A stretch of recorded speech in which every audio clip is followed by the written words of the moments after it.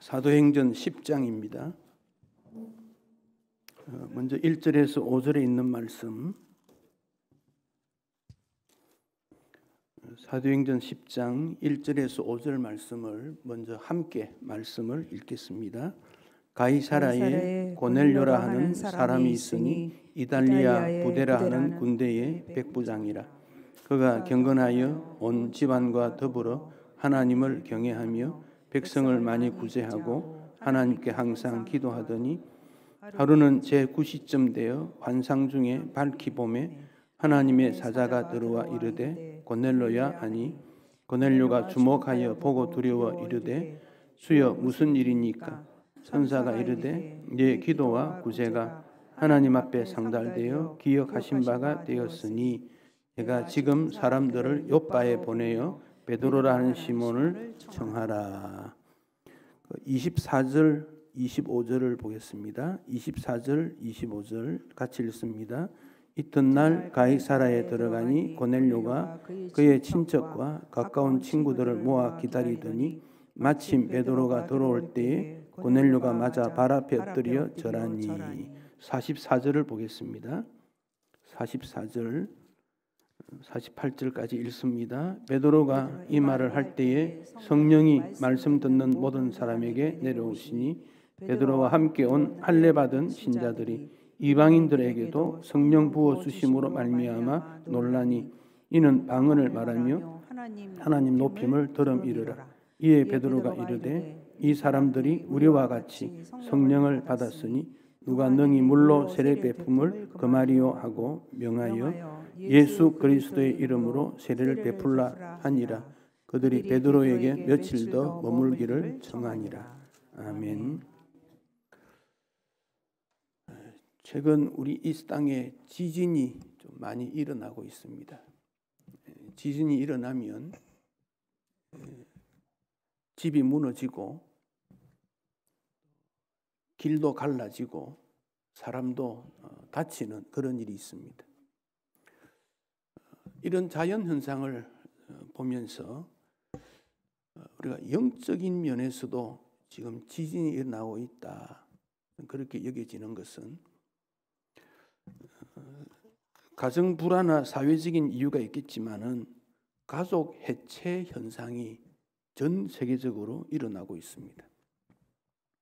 물론 나이가 들어서 혼자 남는 것은 어쩔 수 없지만은 우리나라 경우도 나 홀로 가정이 약 30%가 됩니다. 27.9% 이런 통계입니다. 혼자 계신 분이. 혼자 계셨다는 것이 어쩔 수 없이 되는 경우도 있지만 같이 있는 것이 힘들고 두려우니까 혼자 남게 되는 그런 경우도 일어나고 있습니다. 서양에서는 아버지, 어머니 더 확산되어서 첫 번째 아버지, 두 번째 어머니 이런 일들이 일어나고 있습니다. 그러니 그 자녀들에게 부모의 개념이 있겠습니까? 부모에게 자녀 개념이 있겠습니까? 가정이 무너지고 있다는 사실입니다. 어느 다람쥐 가족이 가난했지만은 행복한 가정이 있었는데 아빠 다람쥐가 여보 다른 동물 비해서 우리가 너무 가난하니까 내가 더 열심히 일을 할 테니까 그리 이해해 달라고.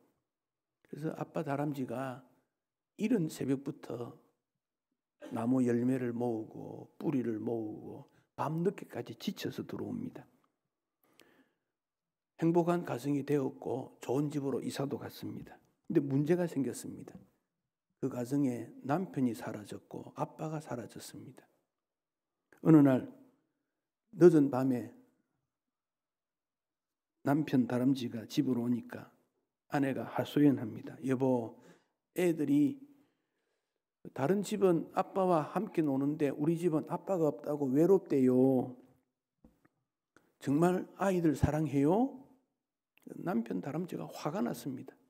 내가 무엇 때문에 이렇게 고생하는데 그것도 모르느냐? 화를 냈습니다. 막 큰 소리가 나니까 자녀 다람쥐들이 깨어 일어났습니다. 깜짝 놀랐지요. 제일 큰 다람쥐가 막내에게 말합니다. 얘들아, 잘 봐. 저분이 우리 아빠야. 저분은 굉장히 열심히 일을 하고 있어. 우리 옷 입은 거, 가진 거 다 아빠가 사준 거야. 그러자 막내 다람쥐가 말합니다. 형, 그러면 저분에게 말해서 우리 아빠도 사달라고 하자. 가족 해체 시대. 가장 아버지, 남편의 권위가 없어지고 무엇보다도 제가 오늘의 가정을 볼 때는 어머니의 기도가 사라졌다는 겁니다.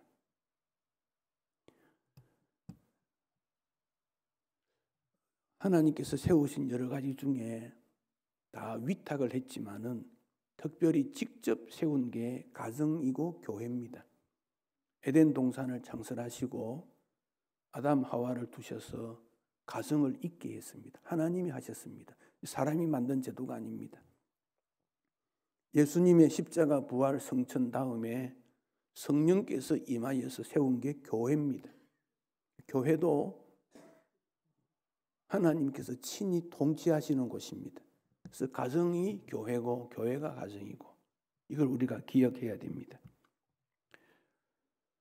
지방에 있던 어떤 공부를 잘한 그 여학생이 아버지 장로님에게 지도를 잘 받아서 신앙생활을 잘하다가 대학교를 서울로 왔습니다. 아버지가 부탁합니다. 너 주일은 꼭 예배 잘 드려야 돼. 예, 아빠 걱정하지 마세요. 근데 이 딸은 주일 되면 교회 가기 싫은 거예요. 주일 밤이 되면 전화가 옵니다. 예, 어느 교회 갔니? 어디에 갔어요? 설교 제목은 뭐니? 본문은 뭐니? 예, 본문은 어디고 제목은 뭐예요? 어떻게 합니까? 인터넷 들어가면 다 아는데. 그러니까 아빠가 전화 올 줄 알고 미리 들어가서 설교 본문 제목 다 메모해놨다가 아빠가 물으면 설교 제목은 뭐고 본문은 뭐고 말했습니다. 이게 1년이 지나고 2년이 지났습니다. 이 딸의 마음도 그 불편한 거예요. 아버지가 볼 때는 좀 이상한 거예요. 신앙생활 하지 않는 것 같아요. 그래서 어느 날 또 전화를 했습니다. 예, 오늘은 어떠고, 예, 아빠 성경 본문은 어디고 제목은 먼저 이야기합니다. 그런데 그래 내용은 뭐니? 딸이 화를 냅니다. 아빠 이런 전화 그만하면 안 돼? 교회 가서 잠자는 것보다 집에서 잠자는 게 낫잖아. 아빠가 믿는 하나님은 잘 믿어. 왜 나에게 강요하는 거야? 이게 지금 오늘날의 교회입니다. 가정입니다. 다 무너졌습니다. 홍콩에 있는 우리 선교사 나가 있는 그 교회, 거기 홍콩 그 교회는 딜러들이 많습니다. 그 딜러는 나이 40이 돼도 나이가 많아서 하지 않는데 30 중반 이런데요. 최고의 공부하는 사람들이 금융계통에 딜러 일을 하지 않습니까? 그 교회는 교인적 교회 수 작아도 교회 예산은 뭐 굉장히 많습니다. 그런데 이런 말을 합니다. 믿음 있는 집안의 자녀들이 처음에는 교회 찾아온대요. 그래서 신앙생활 하는 것 같은데 아버지가 추천하고 목사님이 추천해서 갔는데 시간이 좀 지나면 하나 둘 사라진대요. 간섭 받는 거 싫다는 거예요. 월급은 많은데 주일밖에 쉴 수 없는데 왜 교회 가서 따분하게 예배드리고 시간 보내야 되느냐는 겁니다. 여행 다니고 그러다 주님을 떠나버리는 일들이 여러분 그게 남의 이야기입니까? 멀리 있는 나라 얘기입니까? 가정은 여러 가지 기능들이 있습니다. 경제적 기능이 있습니다. 그래서 가장은 열심히 돈을 벌여야 됩니다. 교육적 기능이 있습니다. 부모가 자녀를 바른 인생 되도록 가르쳐야 됩니다. 불교는 이 신앙의 전성이 97%라 그래요. 이슬람은 100%입니다. 기독교는 몇 프로 됩니까? 오락적 기능, 즐거움이 있어야 돼요. 집에 들어가면 웃음이 있어야 되는데 집에 들어가면 썰렁합니다.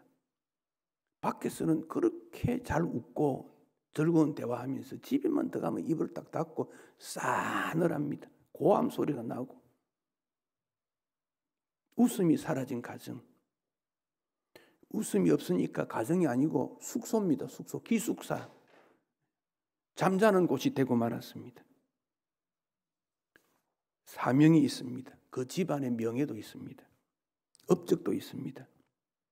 때로는 나라를 위해서 큰 업적을 가지는 그런 가정도 있습니다.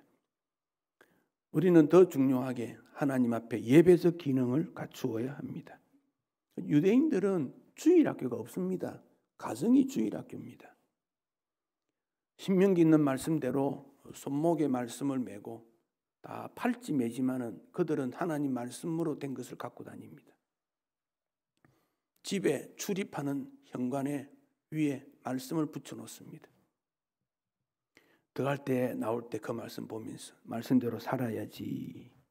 그렇게 그들은 다짐합니다. 지금 유대인들은 그때의 모습과는 많이 약화됐지만 그러나 그 뿌리가 지금까지 나온 거예요. 히틀러가 유대인들을 없애려고 유대교를 말살하면 되겠다라고 생각했습니다. 물론 히틀러가 그렇게 생각한 이유는 히틀러 어머니가 옛날에 유대인들로부터 엄청난 그 고난, 박해받는 일이 있었기 때문에 그래요. 원수 갚는 거지요. 그런데 유대인이 없어졌습니까? 600만 명이 죽였는데도 여전하잖아요. 왜 그럴까요? 역사학자는 말합니다. 유대인을 죽이려면 가정을 해체해야 된다. 가정이 해체되지 않아요. 전 세계 어디 가도 유대 가정들은 똘똘 뭉치고 부모가 자녀에게 교육을 시킵니다. 행복한 가정이 어떤 가정입니까? 돈 많으면 행복합니까? 권력이 있는 자신이면 좋습니까? 하나님께서 내 삶의 주관자가 된다는 이 확신이 있어야 돼요. 요즘 아이들에게 문제가 생기면 부모는 어떻게 합니까? 전문가 찾아갑니다. 몸이 아프면 의사한테 가고 어떤 상담자 찾아가고 박사 만나고 문제 생기면 어디로 갑니까? 하나님 앞에 가서 기도해야지. 이거 이상한 말로 들리는 거 아닙니까? 그거 목사가 이상한 말 한다죠. 그런 생각이 없는 시대가 돼버렸어요. 가정에 문제가, 부부가 문제가, 자녀가 문제가 생기면 하나님 앞에 가서 하나님 어떻게 해야 됩니까? 그래 하지 않았습니까? 근데 지금 어떻게 합니까? 그런 행동, 태도가 없어졌습니다. 기도가 없어졌습니다.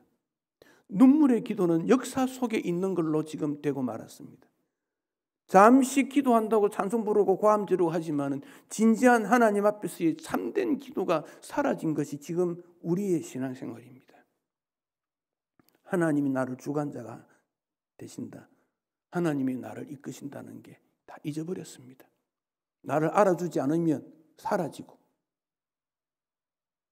예수님의 십자가가 나를 위한 십자가요. 나의 십자가 지고 주님을 따른다는 복음의 핵심을 놓쳐버리고 부활 영광만 원하고 십자가가 사라졌습니다. 다시 한번 하나님 말씀으로 돌아가서 십자가의 은혜, 구원의 은혜, 말씀 가운데 돌아가는 신앙이 회복되지 않으면 한국의 교회는 미래가 어둡습니다. 아니, 지금 당장 그렇습니다. 지금 당장. 성령님께서 교회를 세우셔서 곳곳마다 복음을 전하는 내용이 사도행전 아닙니까? 10장에 오면 고넬료라고 하는 한 사람이 등장됩니다. 그 앞에는 다 교회 중심이고 예수님의 제자, 사도 중심이었습니다. 고넬료는 어떤 사람인가? 1절에 보면 가이사라에 살았다. 가이사라는 로마가 그 지대를 지배하면서 행정 중심적으로 삼았던 지역 이름이 가이사라입니다. 거기 이탈리아 부대 군인 백부장. 그러니까 이 사람은 이방인입니다. 유대인 아닙니다. 군인입니다. 군인. 백부장이니까 100명 부하를 데린, 요즘 같으면 막 중대장이나 대대장쯤 되는 막 그런 사람입니다. 그런데 2절에서 그를 이렇게 평가했습니다. 경건했다. 경건했다는 말은 하나님을 두려워할 줄 알았다. 예배 생활, 거룩한 생활을 잘했다. 그런 뜻입니다. 온 집안과 더불어 혼자 신앙생활한 게 아니라 가족 전부 하나님께 예배를 하고 또 구제하는 사람이었고 항상 기도하는 사람이었다. 이 고넬료입니다. 여러분, 자녀들이 여러분을 어떻게 평가하겠습니까? 내 아버지는, 내 어머니는 경건해서 온 가족들을 잘 어울르고 하나님 앞에 예배 잘하고 이웃을 사랑하고 구제하고 전도하고 선교하고 하나님 앞에 항상 기도하는 아버지였다, 어머니였다. 이렇게 평가받기를 바랍니다. 지금 좀 거리가 멀면 지금부터라도 그렇게 하십시오. 기독교는 무엇입니까? 지금이 시작입니다. 지금부터라도 그래 하십시오. 포기하면 안 됩니다. 나는 지금부터라도 이런 모습으로 하나님 앞에 서야지. 그게 오늘 예배 드리는 분의 태도입니다. 어제까지는 너무너무 잘했지만 오늘 말씀 들으니까 가까이 갈 수 없는 말씀이니 포기하고 그러면 잘못 설교 들은 거고 예배 잘못 드린 겁니다. 어제까지는 잘못 살았지만 오늘 주님 앞에 결단하고 믿음으로 살겠다. 이게 복음이고 믿음이 있는 사람의 태도입니다. 고넬료 같은 인생이 되어야 합니다. 이방인입니다. 그런데 어떻게 이렇게 하나님 앞에 예배하는 자가 되었을까요?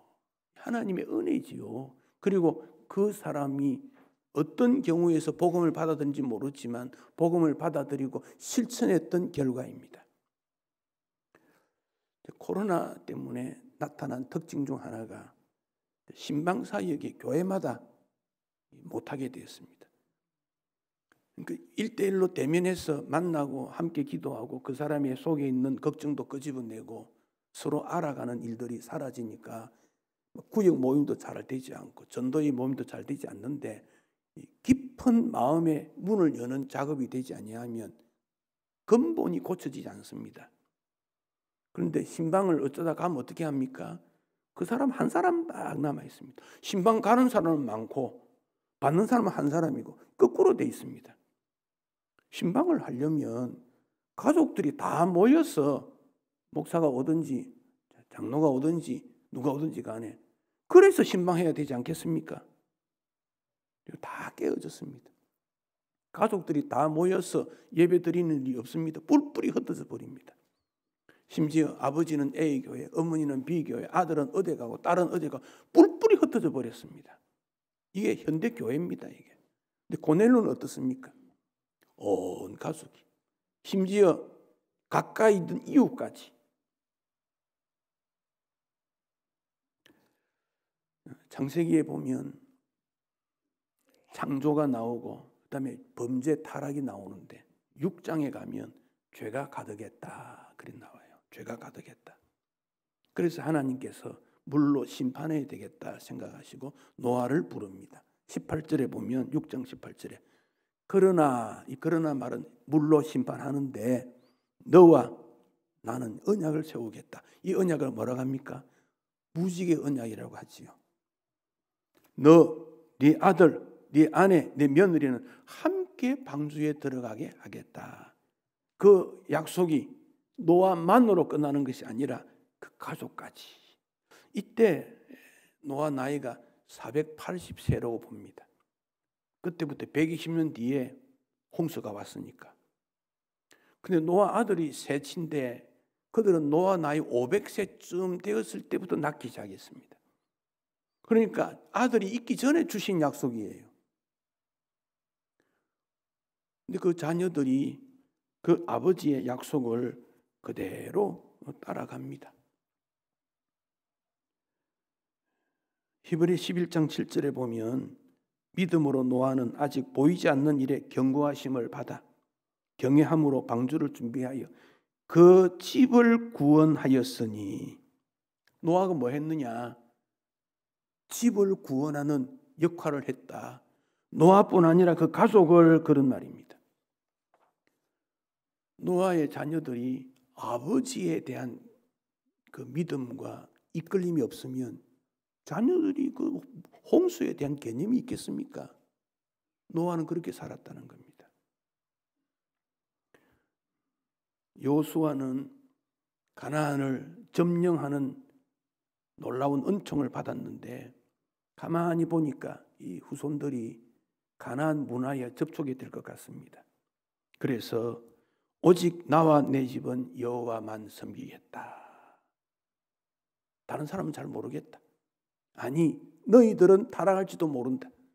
그러나 나와 내 집은, 그렇게 말했지 않습니까? 아버지의 선언이지요. 아버지의 선언입니다. 나는 그렇게 하겠다. 자녀는 그렇게 하지 않겠다 그러면서 나중에 따라옵니다. 부모가 바로 서면 자녀는 따라오게 돼 있습니다. 죽고 난 다음에도 따라옵니다. 부모가 바로 서야 됩니다. 어떻게 해야 되겠습니까? 기도를 회복해야 된다고 생각합니다. 여호와께서 집을 세우지 아니하면 헛되다.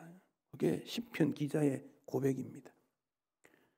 모세 집을 여호와께서 세우시는데 요게벳을 사용합니다. 사무엘을 세우는데 어머니 한나의 눈물이 있었습니다. 믿음의 역사 속에 다 눈물의 어머니가 있었습니다. 새벽기도 수준이 그 교회의 영적 수준이고 새벽기도 나오는 숫자만큼 어린아이들이 있습니다. 요즘 새벽기도 보면 주님이 얼마나 가슴 아파하실까. 목사는 성도가 이런 사정에서 저런 사람이 못 나오겠지라고 생각할 수도 있는데 주님은 그렇게 생각 안 하실 것 같아요. 기도하는 사람들이 점점 줄고 있다. 미래 한국교회 모습을 바라볼 수 있는 안타까운 내용입니다. 다니엘 학습법이라고 김동환 목사가 쓴 그 책이 있는데 그 어머니가 불치의 병이 있었대요. 고치지 못하는 병. 가정이 가난했고 단칸방에 아버지, 어머니, 아들, 자녀 셋 있었는데 아버지는 알코올 중독자였고 소망이 없는 집안이죠. 근데 어머니가 매일 새벽기도 주님 앞에 가서 기도해서 하나님 앞에 은혜를 구하고 돌아오면 자녀를 위해 기도하고 하나님, 큰아들은 영적 생명을 구하는 지도자가 되게 하시고 딸은 하나님 영광을 위한 음악가가 되게 하시고 작은 아들은 인간의 육신을 살리는 자가 되게 해주소서. 어머니의 기도였답니다. 알코올 중독자 남편이 변해졌습니다. 영적 어두움이 거두어졌습니다. 가정의 문제가 해결됩니다. 화목한 가정이 됩니다. 큰아들은 목사가 되고 딸은 피아니스트 되고 동생은 의사 되고 이룰 수 없는 가정에서 어머니의 기도가 경건한 가정으로 만들었다는 것이지요. 지금도 어머니의 기도는 필요로 하고 주님이 원하십니다. 기도가 사라졌습니다. 회의 제발 하지 말고 기도하십시오.